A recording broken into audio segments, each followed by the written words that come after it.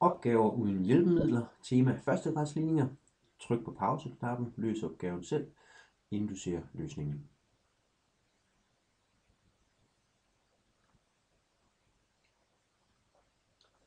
Her har man en førstegradsligning, hvor i der optræder en parentes, og det første man så skal gøre er at gange parentesen ud. Så vi starter med at skrive ligningen op.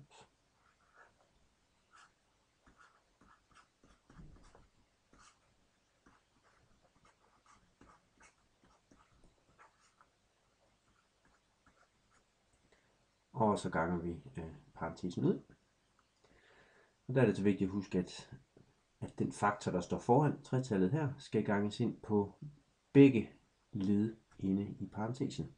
Så den første kommer til at være 6x plus 3 lige med 4x plus 9. Og så kan man samle x'erne på den ene side af lighedstegnet og tallene på den anden side af lighedstegnet. Så vi vælger at flytte x'erne over på venstre side, så der kommer til at stå 6x minus 4x.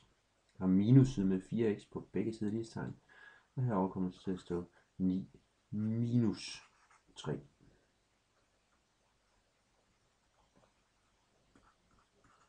(6x minus 4x) bliver 2x, lige med 9 minus 3 bliver 6, og så kan jeg dividere med 2 på begge sider af lighedstegnet, og så får jeg, at x er lige med 3.